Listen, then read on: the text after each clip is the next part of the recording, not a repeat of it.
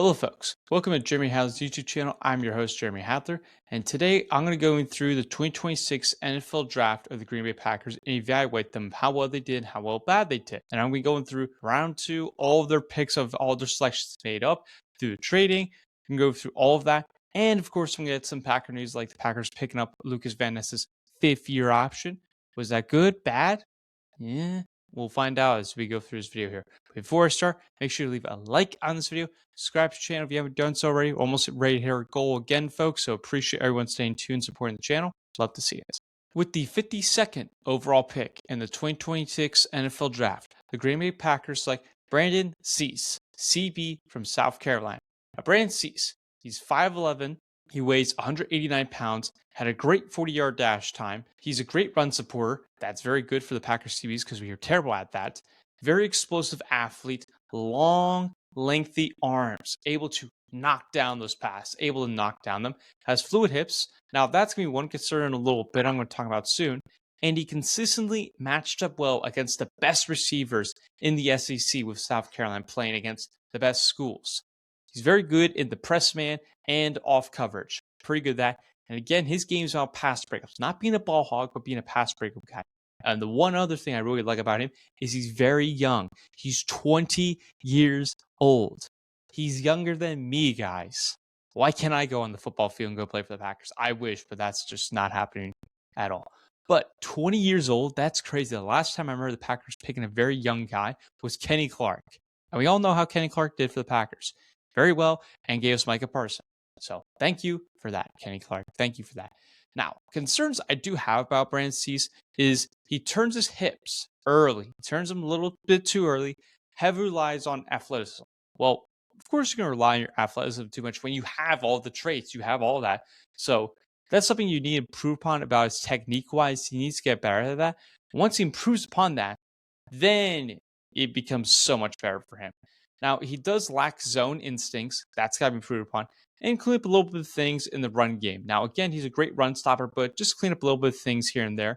And he didn't have a great production-wise. It was a bit mediocre, but, I mean, the ball hawk, like the pass breakups, like they were pretty good of like what I would consider for him. And again, the pass breakups is more of his game-wise. And where I see his fit with the Packers, I think he could honestly compete with CB1 or CB2. I think he can. I mean, we all know Keyshawn Nixon's going to be the CB1 probably, but he's going to be fine for that CB2 position with Carrington Valentine. And we need CBs. This was one of our worst positions last year, and I think it's going to be pretty good. I really like it a lot. And once you get him to fix a couple of things here and there, I really like him a lot. He's got great toughness. His downhill toughness really stands out to me when I saw the tape. And as Goot said in the presser, he's one of the few guys that can play off man. And as Goot said in the presser, he's one of the few guys that can play off man, can play press. And something really stood out to him about that. He's very young, of course, and he's got so much left in the tank that he has so much potential of upside to grow and get better and better. And this was a great value in the second round. He was considered to be round one many months ago, and this happened on the board here. He fell out to round two. Packers pick him up and was very good. Now, he did transfer over to South Carolina last year and did pretty well and showed how well the competition is because we all know how well South Carolina and that whole division-wise in college football is pretty great competition. He did pretty well in that. So in my opinion, once again, I think it's a great move for the Packers. Now, he's going to be CB2 most likely if I had to guess state right now, but he's going to be fine for the CB1 position. And I can't wait to see him on the field for the Packers in that green and gold jersey.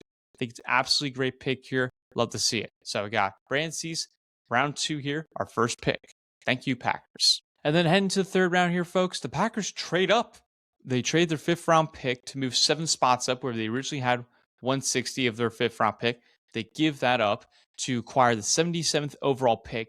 And in that pick, the Packers select Chris McKellen, defensive tackle for Missouri. Now, he's 6'3", age 22. He's younger than me. That's not great. I'm the old fart in this room. That's not fun.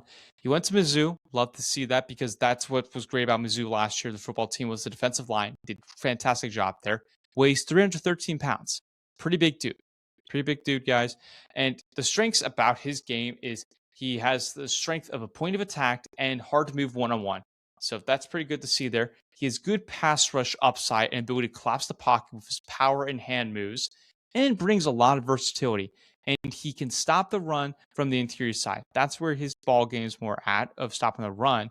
And he's reminds me a little bit of Hargrave, of like bringing that juice. He's not a space eater. He's more of a juice guy to bring that. And that's what you need in Jonathan Gannon's defense. We saw Hargrave, what he did with the Philadelphia Eagles many years ago, how well he had his best sack season. You need that for the Packers. You absolutely need that because you got Micah Parsons, you got Lukas Van Ness, who picked up his fifth-year option, and we're going to talk about it a little bit.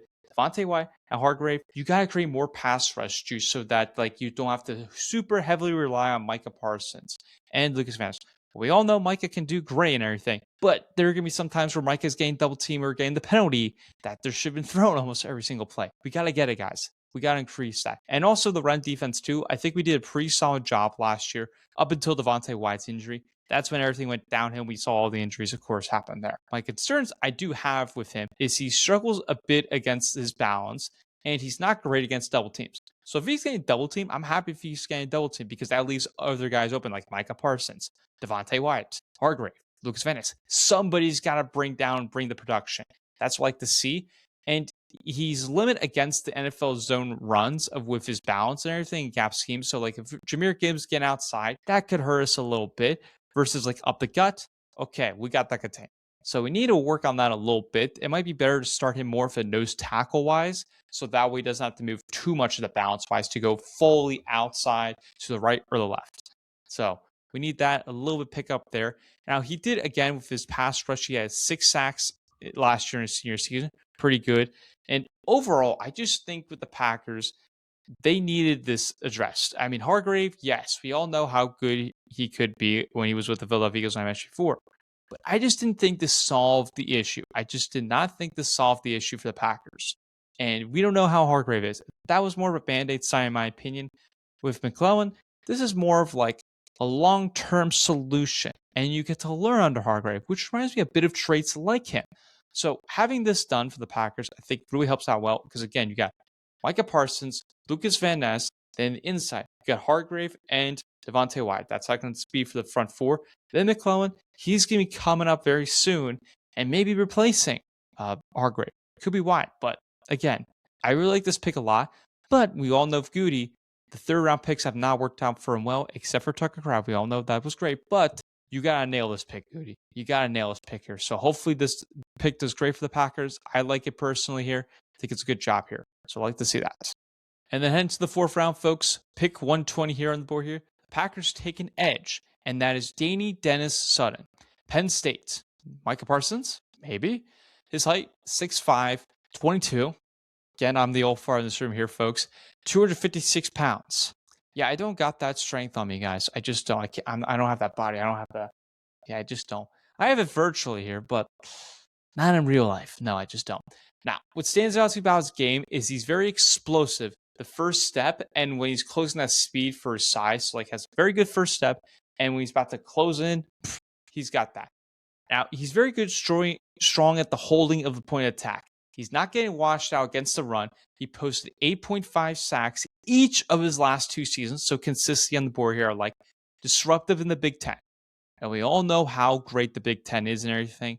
Now he's very athletic too by being explosive, very young dude, and also solid against the run defense. I think that could be turn a little bit more. But my concerns I do have with him more so is his strength. You just got to put like more mass, more strength on there.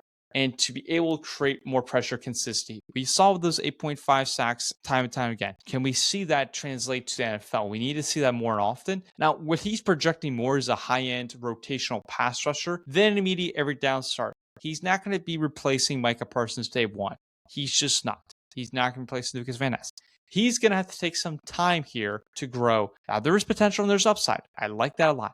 But there is room to grow for him. And he always has the athleticism trait that I love to see when Packers are looking for great athletic players. He has everything. It's just he needs to add the NFL weight. He needs to add that right now.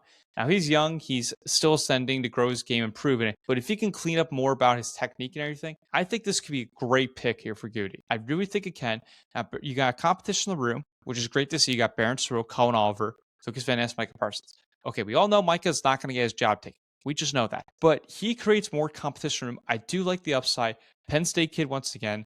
I am big on Baron Sorrell this year, and I like this pick here a lot. So I think that he's going to have some showing here. He's basically your replacement of Kingsley Anibari. And Kingsley Anibari had some good plays last year. So again, he's having a rotational piece to come in. He's got to have that for the Packers. So I'm intrigued to see what he does on the field for the Packers. And then heading to the 5th round, folks, with pick 153, the Green Bay Packers select Jagger Burton, center for Kentucky. He's got moves like Jagger, folks. He's 6'4", 312 pounds, and he's 23. Again, I can't play in the NFL. I don't have that height. I don't have that weight. I just don't. Why did the Packers select him in the 5th round?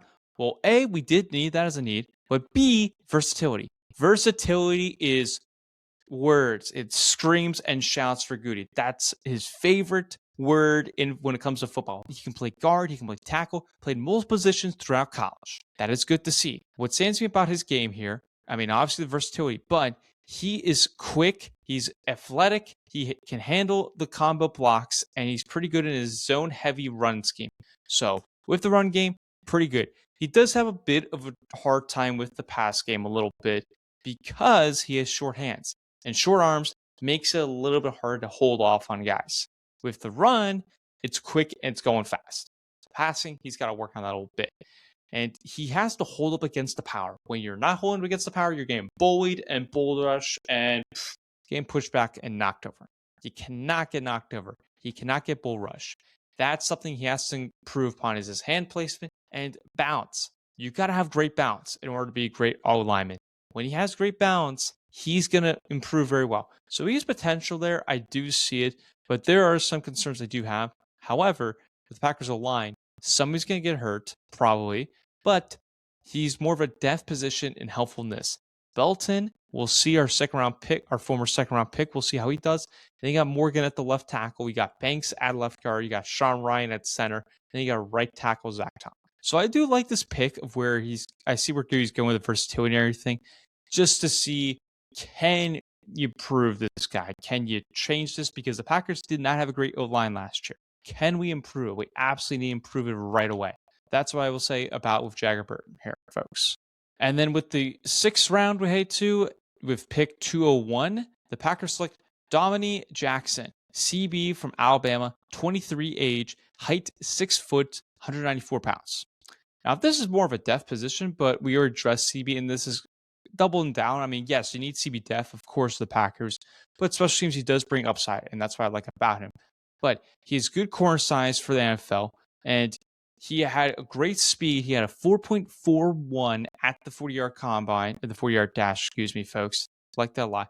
Now, he's good in the run support. He's physical in coverage, which is what I like. He had his experience when being at USC, and then he transferred to Alabama. So he's handled SEC and high-level football competition. Great stuff. Like that right now. Now, concerns I do have is his technique, especially in the route recognition of seeing where the route's going and the press coverage. He has to work on a lot. Now, ball production, it wasn't great. He had 2 interceptions in college. He was inconsistent at Bama. He almost lost his starting position a couple times here and there, and some scouts flagged him for how he tackled and pursued angle issues. So he's a very aggressive guy when it comes to playing, and that can mess up a little bit. Love aggression, but you got to be able to do the right aggression of how to properly do the aggression part. So, again, you need more bodies, you need development, more guys out here. We did Carrington Valentine very late in the draft a couple years ago, and he turned to a CB2.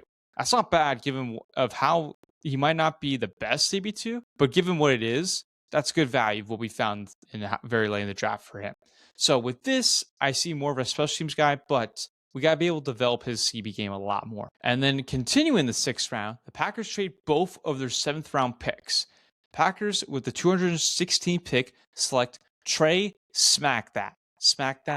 And then continuing the 6th round, the Green Bay Packers traded both their 7th round picks this year for the 216th pick, and they select a kicker, Trey Smack, kicker from Florida. Smack that, ooh, smack that. You know the song, folks. Now, what stands out to you right about him is his stats. To give you his career field goals, he was 53 for 64, which is 82.8. Not bad. That's pretty good. Solid there, folks. Career extra points, 100 for 101. 99%. Pretty good.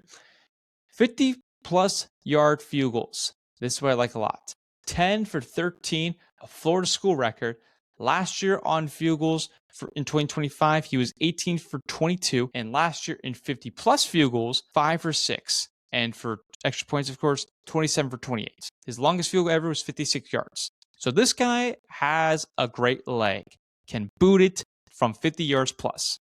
And the Packers, we absolutely need to get it right. We have Brandon McManus. I'd rather have a kicker issue than a quarterback issue. And the Chicago Bears know that very well. So I will say that here, folks, and for most NFL teams. But this could do very well for the Packers. Now, we're not going to cut Brandon McManus, folks. Packer fans, we're not cutting him. You got Lucas Haversick, him, and you got Brandon McManus. This is going to be a fun competition room for training camp-wise to see who pulls it out and who's going to last, and someone's going to get cut at the end. That is what's going to stand out to me about him. Now, he's very solid. He can absolutely turn elite. But another thing I really liked about in his game here, folks, was he showed up when it counted for the moment. He did it a lot of times. So when the pressure came to him, he shined very well. In the big stages, he hit a 57-yard in the Shrine Bowl, hit a 65-yard at Florida Pro Day. Pretty good there. And has done very good at pressure. So whenever the timeouts are being called, the delay game, stop the kicker, he nails those kicks 9 times out of 10, I will say, or 8 times out of 10. Very good. So I really like this pick a lot for the Packers. This was something that was like kind of a sleeper need for the Packers, and they addressed it. I am going to have fun watching this the competition here, folks. So this is a good pick, in my opinion. Good pick here for the Packers. So that concludes our draft here, folks, for the Green Bay Packers. Let me know what you think of what you liked and disliked about our pick so far. Appreciate that. And now we get to some Packer news because this popped up as I'm filming this, is the Packers picked up the 5th-year option for Lukas Van Ness. Now, to give you the numbers real quick on that, it is $13.5 million for the 2027 season for that. Now, this is interesting here because this pick has been annoyed by Packer fans so much because you could have gotten JSN, you could have gotten some other players. Okay, let's be frank here. We are not getting JSN in the first round. We don't draft wide receivers in the first round until Matthew Golden, of course, showed up. It was not happening, guys. I wanted it to happen, but it was just not happening. We could have gotten probably Christian Gonzalez. Now that I am concerned a little bit, even though it wasn't a huge CB need, but you could have addressed it here, folks. With this, Goody is betting the chips on Lukas Van Ness. He's betting on that to hopefully it proves him out. Now, Van Ness did have a good season last year for the run defense-wise. He was pretty good last year up until the foot injury, and it wasn't the same again. So hopefully you're seeing this guy can finally have a breakout year. We've been waiting for that forever and ever. When he has that for the Packers, then this is great because you had Rashawn Gary last year. And the biggest complaint a lot of fans had, including my podcast, folks, was effort. Van Ness, you got to have effort and have a breakout. You got to create the pressure. You got to show up. You got to show up when the lights are on you here. Like I mentioned with Trace Mack, the pressure is coming at you here because we are trying to find Micah Parsons' partner out here. Micah Parsons, great on his own. We all know that. But he's going to need help. He's going to absolutely need help. He might not want to hear that, but he's going to want to have help a little bit. And this is where Lukas Van Ness comes in. Or you have with the other Penn State kid, Barrett Sorrell, Colin Oliver. Somebody's got to pan out and work for that. Van Ness has got to do it. He's got to do it, and this has to do it. Now, concerns that I have with this is I would have personally just let it play it out. I would have let it play it out and see what happens. Secondly, in the 3 seasons that he's been with the Packers so far, he's only had 8.5 sacks in his career. That's a concern for me.